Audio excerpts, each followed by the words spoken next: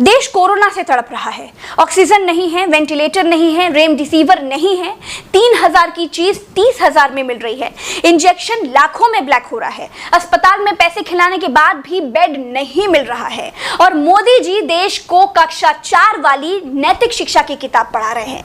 जब बड़े बड़े बल योद्धाओं को मैदान में उतरना चाहिए, तब देश के प्रधानमंत्री बाल मित्रों के पीछे छिप रहे हैं। और लॉकडाउन का तो सवाल ही नहीं उठता है, आवश्यकता ही नहीं पड़ेगी। स्वच्छता अभियान के समय देश में जागरूकता फैलाने के लिए मेरे बाल मित्रों ने बहुत मदद की थी। छोटे छोटे बालक 5वीं, 7वीं, 8वीं, 10वीं में पढ़ने वाले, उन्होंने घर के लोगों को समझाया था, मनाया था। उन्होंने बड़ों को भी स्वच्छता का संदेश दिया था। आज मैं फिर अपने बाल मित्रों से एक बात विशेष तौर पर कहना चाहता हूं।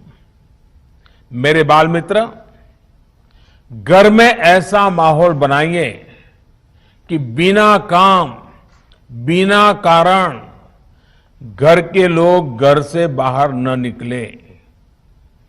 आपकी जीत बहुत बड़ा परिणाम ला सकती है। प्रधानमंत्री जी, ये कोरोना महामारी है, स्वच्छता अभियान नहीं है।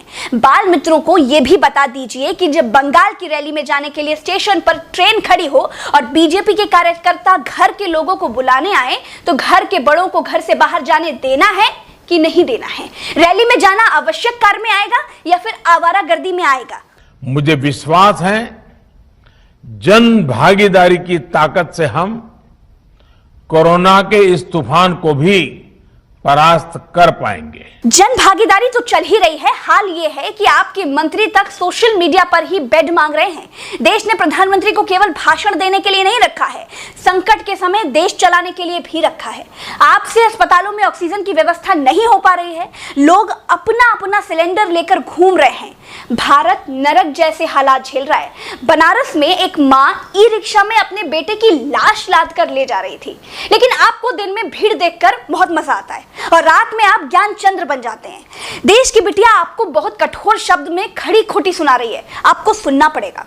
मैं जहां देख सकता हूं मुझे लोग ही लोग दिखते हैं, बाकी कुछ दिखता ही नहीं है। क्या क्या कमाल कर दिया आप लोगों ने। आप दिन में बंगाल की भीड़ देखकर खुश होते हैं और शाम को बाल मित्रों से कहते हैं कि घर के बड़ों को बाहर मत निकलने देना। आप खुद भीड़ लगाते हैं, खुद ही देश को ज्ञान देते हैं। मैं प्रधानमंत्री की बात कभी नहीं करती, लेकिन अब आपको टोकना बहुत जरूरी है।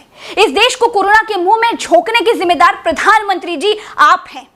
आपके सिस्टम ने मेरे भाई जैसे उदित नारायण जी को मार दिया है। देशवासियों से अपील करता हूं कि अधिक से अधिक मात्रा में इस संकट की घड़ी में देशवासी आगे आएं और जरूरतमंदों तक मदद पहुंचाएं।